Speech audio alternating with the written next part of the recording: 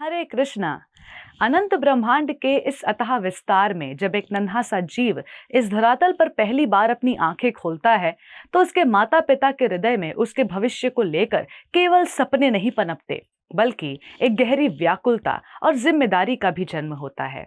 वे अपने अंश को इस संसार की हर ऊंचाई पर देखना चाहते हैं, उसे हर उस अभाव से बचाना चाहते हैं जो शायद उन्होंने खुद झेला हो।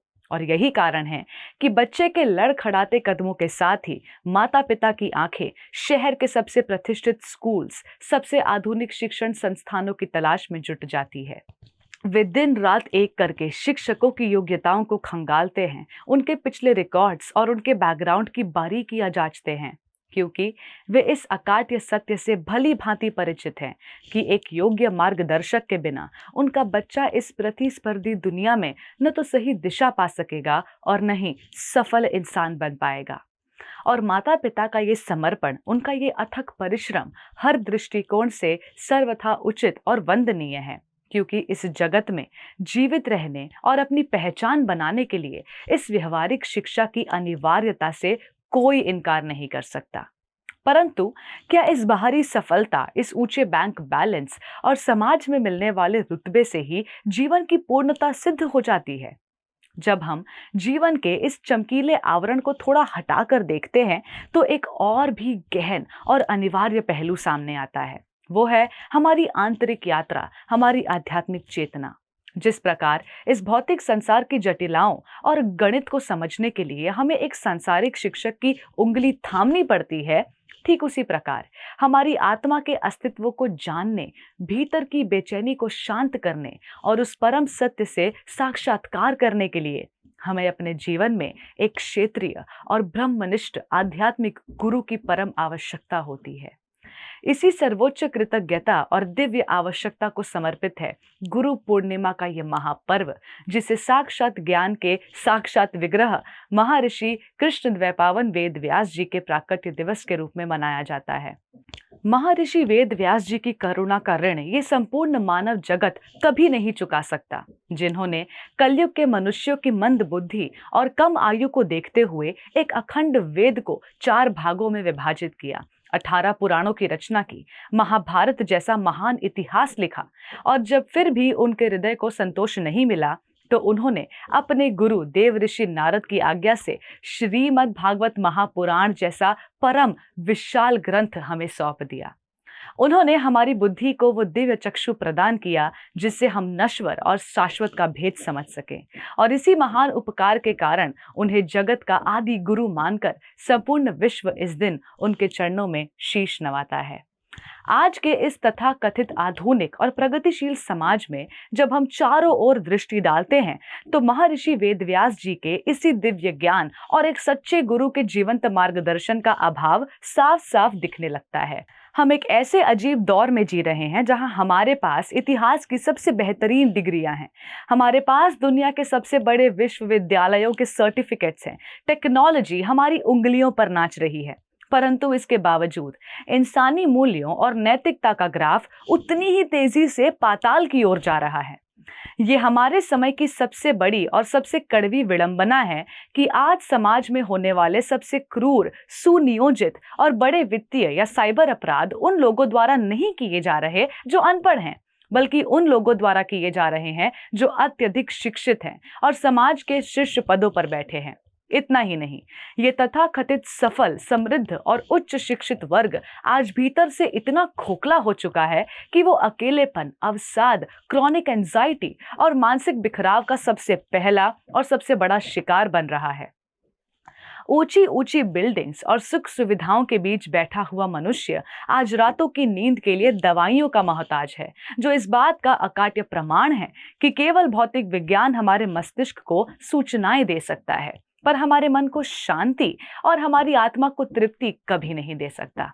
यहीं पर आकर आध्यात्मिक विज्ञान और एक प्रामाणिक गुरु का महत्व हमारे जीवन में उस घने अंधकार के बीच सूर्य की पहली किरण की तरह प्रकट होता है, क्योंकि आध्यात्मिकता कोई रूढ़िवादी कर्मकांड या दुनिया से भागने का नाम नहीं है। आध्यात्मिकता हमें केवल ये नहीं सिखाती कि इस संसार में जीवित कैसे रहना है, बल्कि हमें ये बोध कराती है कि हमारे इस जीवन का अंतिम और वास्तविक उद्देश्य क्या है। जब एक पूर्ण गुरु के चरणों में बैठकर उनकी दिव्य वाणी के माध्यम से हम शास्त्रों के गूढ़ सिद्धांतों को अपने जीवन में उतारते हैं, तो हमारे भीतर केवल सूचनाओं का अंबार नहीं लगता, बल्कि हमारे चरित्र का शुद्धिकरण होता है। हमारे भीतर करुणा, अपार धैर्य, आत्मसंतोष और अपनी बेकाबू इंद्रियों पर नियंत्रण रखने की अद्भुत क्षमता का जन्म होता है। यह आंतरिक रूपांतरण हमें यह सिखाता है कि वास्तविक सफलता परिस्थितियों को अपने अनुकूल बना लेने नहीं है, बल्कि हर विपरीत परिस्थिति में भी अपने मानसिक संतुलन को डिड़गने न देना है। एक आध्यात्मिक रूप से जागृत व्यक्ति कभी भी अवसाद के अंधेरे में नहीं डूबता और न ही लोभ के वश में आकर अपनी नैतिकता का सौदा करता है, क्योंकि उसका मन उस परम आनंद से जुड़ा होता है जिसके आगे संसार के सारे सुख फीके लगते हैं। परंतु इस कलयुग की सबसे बड़ी त्रासदी ये है कि यहाँ सत्य के भेष में असत्य का व्यापार सबसे अधिक हो रहा है। इसलिए आध्यात्मिक मार्ग पर कदम बढ़ाते समय हमें अत्यंत सावधान और विवेकशील होने की आवश्यकता है। जब हम अपने आसपास ऐसे कई चेहरों को देखते हैं जो केवल साधु का चोला ओढ़कर, गेरुए वस्त्र धारण करके और लच्छेदार बातें करके सीधे सीधे लोगों की आस्था और निश्चल श्रद्धा का व्यापार करते हैं, और फिर इसी धर्म की आड़ में अत्यंत घिनौने और शर्मनाक अपराधों को अंजाम दिया जाता है। एक गंभीर और बुद्धिमान साधक को ये बात अपने हृदय में पत्थर की लकीर की तरह लिख लेनी चाहिए कि किसी का बाहरी पहनावा, उसकी लंबी जटाएं या उसका बड़ा आसन उसकी आंतरिक पवित्रता की गवाही नहीं दे सकते। एक सच्चे और वास्तविक गुरु की पहचान उनके वस्त्रों से नहीं, बल्कि उनके निष्कलंक चरित्र, शास्त्रों के प्रति उनकी अकाट्य निष्ठा और साक्षात भगवान के प्रति उनकी अनन्य निस्वार्थ भक्ति से ही होता है। हमें किसी की भी चकाचौंध के पीछे आंखें मूंद कर दौड़ने के बजाय स्वयं को शास्त्रों के आलोक में जागृत रखना होगा और पूरी तरह परखने के बाद ही किसी के पावन चरणों में अपना सर्वस्व समर्पित करना होगा। ये सजगता और ये आध्यात्मिक चेतना आने वाले समय में और भी अधिक अनिवार्य और प्रासंगिक होने जा रही है, चाहे हमारी टेक्नोलॉजी और विज्ञान विकास की किसी भी पराकाष्ठा को क्यों न छू लें। हम आने वाले दशकों में चाहे मंगल और चंद्रमा पर अपनी कॉलोनीज बसा लें, आर्टिफिशियल इंटेलिजेंस के माध्यम से पूरी दुनिया को अपने इशारों पर नचा लें, या चिकित्सा विज्ञान के बल पर मृत्यु को भी चुनौती दे दें, लेकिन मनुष्य के भीतर की बुनियादी कश्मकश कभी नहीं बदलेगी। प्रेम की प्यास, मृत्यु का भय, क्रोध की आग, ईर्ष्या की जलन और आंतरिक शांति की तलाश, ये वो शाश्वत सत्य हैं जो हर युग में इंसानी दिल के भीतर वैसे ही धड़कते हैं जैसे आज धड़क रहे हैं। तकनीक हमारे शरीर को आराम दे सकती है, हमारे समय को बचा सकती है, लेकिन वो हमारे भीतर की छटपटाहट को शांत नहीं कर सकती। जब तक इस धरती पर मानव हृदय रहेगा और जब तक उसके भीतर परम शांति की तड़प रहेगी, तब तक एक सच्चे गुरु की और उनके द्वारा दिए जाने वाले आध्यात्मिक ज्ञान की महत्ता इस सृष्टि में सदा सर्वोपरि और अमर रहेगी। जरा ठहर कर अपने अस्तित्व के इस सबसे गहरे और गंभीर रहस्य पर विचार कीजिए, जिसके बारे में हमारे पूजनीय शास्त्र हमें बार बार सचेत करते हैं। ये मानव जीवन कोई संयोग या केवल जैविक प्रक्रिया नहीं है, बल्कि ये 84 लाख योनियों के उस अत्यंत कष्टकारी, भयानक और अंतहीन चक्रव्यूह को भोगने के बाद भगवान की असीम कृपा से मिला हुआ एक अत्यंत दुर्लभ अवसर है। हम न जाने कितनी बार पशु बने, पक्षी बने, कीट पतंगे और वृक्ष बनकर जन्म मरण की उस असहनीय पीड़ा को, भूख और प्यास के उस त्राहिमाम को सहते आ रहे हैं। इस संसार रूपी दलदल की बनावट ही ऐसी है कि कोई भी जीव अपने बल पर, अपनी बुद्धि से इससे बाहर नहीं निकल सकता। वो जितना हाथ पैर मारता है उतना ही धंसता चला जाता है।